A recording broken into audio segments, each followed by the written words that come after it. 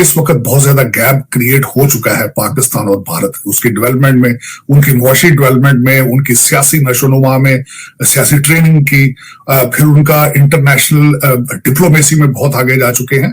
अब अपना कंपैरिजन जो है वो आप नेपाल से किया करें, आप बांग्लादेश से भी आपका कोई मॉरल वैल्यू नहीं बनती आपकी, बांग्लादेश भी आपसे आगे जा चुका है, आपका कोई इस वक्त कंपैरिजन नहीं। आप भूटान वगैरह उस कैटेगरी में अगर देखें तो मेरे ख्याल में वो भी आपसे आगे होंगे।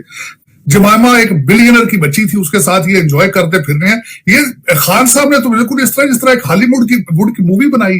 ये जो दुनिया में वो कर रहा है भारत, अमेरिका और चाइना और रशिया के साथ उनके रिलेशनशिप तभी हो सकते हैं जब आपकी इकोनॉमी ठीक हो, जब आप मुआशी तौर पर स्ट्रांग हो, इंडिपेंडेंट हो मुआशी तौर पर, आपके फॉरेन रिजर्व स्ट्रांग हो, आप इस तरह की चीजें तभी कर सकते हैं। आप एक फकीर हैं, वो एक कस्टमर है। एक कस्टमर और एक फकीर का स्टेटस आप खुद डिफाइन कर लें कि दरवाजे पे खड़ा एक कस्टमर आपको उसको किस तरह आप अंदर लाते हैं और एक फकीर को किस तरह लाते हैं अंदर, मांगने वाले को।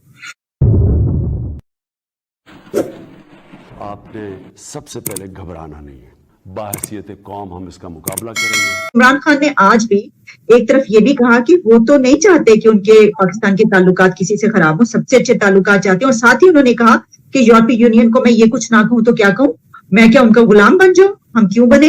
और उसके साथ ही उन्होंने जिस प्राइम मिनिस्टर की फॉरेन पॉलिसी की तारीफ की थी इंडिया के जी उनकी फॉरेन पॉलिसी बड़ी जबरदस्त है, आज उन्होंने ये कहा कि नवाज शरीफ और मोदी जो हैं वो तो छुप के मिलते हैं नेपाल में, उनका रोमांस चलता रहा। हाँ, सब हमेशा इसको करते हैं कि मैं भारत के साथ अपने कंपैरिजन करते हैं, ये बिल्कुल गलत करते हैं। इस वक्त बहुत ज्यादा गैप क्रिएट हो चुका है पाकिस्तान और भारत, उसकी डेवलपमेंट में, उनकी मुआशी डेवलपमेंट में, उनकी सियासी नशोनुमा में, सियासी ट्रेनिंग की, फिर उनका इंटरनेशनल डिप्लोमेसी में बहुत आगे जा चुके हैं।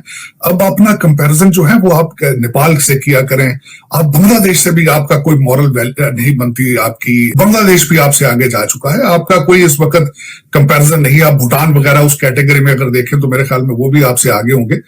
ये जो दुनिया में वो कर रहा है भारत, अमेरिका और चाइना और रशिया के साथ उनके रिलेशनशिप तभी हो सकते हैं जब आपकी इकोनॉमी ठीक हो, जब आप मुआशी तौर पर स्ट्रांग हो, इंडिपेंडेंट हो मुआशी तौर पर, आपके फॉरेन रिजर्व स्ट्रांग हो, आप इस तरह की चीजें तभी कर सकते हैं। आप एक फकीर हैं, वो एक कस्टमर है।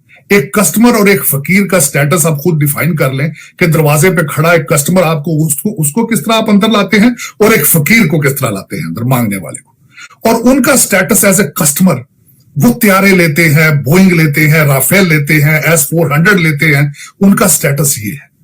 अब चाइना एक्सेप्ट करता है, चाइना उनकी इस रीजन के अंदर उनको एक पावर समझता है और उनका चाइना का बहुत बड़ा कस्टमर है इंडिया, भारत।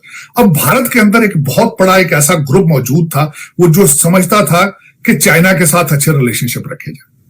अब जब दोनों कंट्रीज जिनकी एक्सपोर्ट अच्छी हो, जिनकी इकोनॉमीज अच्छी हो, वो एक दूसरे के उनको वो समझते हैं हम एक दूसरे की जरूरत है। आपने चाइना को ब्लैकमेल करने की कोशिश की कि जी आपका हमारा दुश्मन और आपका दुश्मन और इसलिए चलें जी मिलकर करें, लेकिन वो आपकी हद तक वो नहीं जा सकते। उसकी वजह यह है कि इंडिया जो है भारत के लिए क्लाइंट है। रिसेंट 2 ब्लंडर आपकी फॉरेन पॉलिसी की, एक ईरान का और अफगानिस्तान का फॉरेन मिनिस्टर OIC में ना आना, और उसके बाद OIC की मीटिंग से पहले दुबई और सऊदी अरेबिया का डेलीगेशन कश्मीर में जाना, यह दूसरा ब्लंडर। तीसरा ब्लंडर चाइना का जो फॉरेन मिनिस्टर है, he has gone to India. उसकी वजह यह है कि आपके फॉरेन मिनिस्टर साहब जो है वो सिर्फ डिस्ट्रिक्ट लेवल, डिस्ट्रिक्ट मुल्तान के लीडर है। वो इस्लामाबाद में फॉरेन सर्विस को, फॉरेन मिनिस्ट्री या फॉरेन पॉलिसी को वो नहीं चला सकते। टोटल उनकी ख्वाहिश थी कि वो चीफ मिनिस्टर बनते और उसके बाद -1 फार्मूले का हिस्सा बनते। इनके एक एडवाइजर ने रमेश कुमार की जब उनको गलत अल्फाज से इन्होंने नेशनल टीवी पे बोले थे, मैं एक्सपेक्ट कर रहा था कि शायद ये लीडरशिप का मुजाहरा करें और उसको कहें कि आई एम सॉरी, या वो खुद कहे कि मैं आई एम सॉरी, लेकिन उन्होंने नहीं कहा। मैं वहां से दिल बर्दाश्ता था। शहरयार अफरीदी ने कहा ये तीसरा ब्लंडर है इंटरनेशनल लेवल का जो उन्होंने किया। पहला तो उन्होंने न्यूयॉर्क में किया था, फिर उन्होंने फ्रांस में जाके किया था, और आज फिर उन्होंने ये किया है। लेकिन अफसोस, आपने डायरेक्शन चेंज करके अपनी सोमालिया वाली डायरेक्शन कर ली है। आपने जो डायरेक्शन तालिबान वाली कर ली है, ये मेरे ख्याल में एटॉमिक पावर इस तरह आप नहीं रह सकेंगे। आप दुनिया को जवाब दे रहे हैं कि आपके अगेंस्ट सैंक्शंस लगाई जाएं, तो आपकी इस वक्त तक जो भी पाकिस्तान की सलामियत जो है वो आपके एटॉमिक पावर होने की वजह से थी, लेकिन आपको इस चीज का एहसास नहीं है। आपके फैसला करने वालों को चाहिए कि इसको जरा सीरियस लें, वरना गेम आपके हाथ से निकल जाएगी। ये खान साहब बोलते बहुत ज्यादा है, और खान साहब ने एक वाहिद वजीर आजम ऐसे हैं जो अगर आप इनकी रिसर्च करें 3.5 साल में तो 4,500 से ज्यादा इनकी तकारीर और क्लिप्स मौजूद हैं, और अपने ही जब भी ये कोई बात करते हैं साथ ही कोई पुरानी क्लिप करें तो उसमें कंट्राडिक्ट कर रहे होते हैं और टिकटॉक बन जाती है, उसके बाद जोक बन जाता है, क्योंकि खान साहब खुद ही उसको कंट्राडिक्ट कर रहे होते हैं। एक हफ्ता पहले कुछ कहते हैं, हफ्ता बाद कुछ कह देते हैं, या ये खुद कुछ कह रहे होते हैं, वजीर उसी टाइम पर 15 मिनट बाद कोई और स्टेटमेंट दे रहे होते हैं। इनके बुजदार को वसीम अकरम बनाया, इधर केपी में महमूद साहब को लाए, आजाद कश्मीर को, और फिर बनी गाला से बैठ के इन्होंने ऑपरेट पाकिस्तान को किया, और वो भी इन्होंने नहीं किया, वो आजम खान साहब करते रहे। खान साहब कानों के बहुत कच्चे हैं। जो आखिरी बंदा है, जो 5 बंदे मिलकर इनको कन्विंस करने की कोशिश करते ये वो है जो आखिरी बंदा इनको कुछ कह रहा होता है तो वो ही कर देते हैं।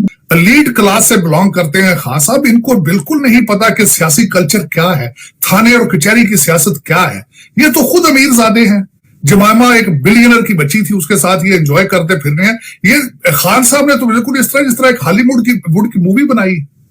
ये मूवी बन सकती है खान साहब की लाइफ के ऊपर, लेकिन ये लीडर नहीं बन सकते। खान साहब की जिंदगी के ऊपर इन्होंने पाकिस्तान को जिस धाने पर ये ले गए हैं, जो इन्होंने मजाक बनाया अपनी फॉरेन पॉलिसी का, और जो रशिया गए और उसके बाद ये चाइना गए, ऐसा ब्लंडर है जिसकी हद कोई नहीं। जापान का प्रीमियर गया तो आपके बारे में जो स्टेटमेंट है वो छोड़ गया, आपके मीडिया ने उसको भी कवर नहीं किया।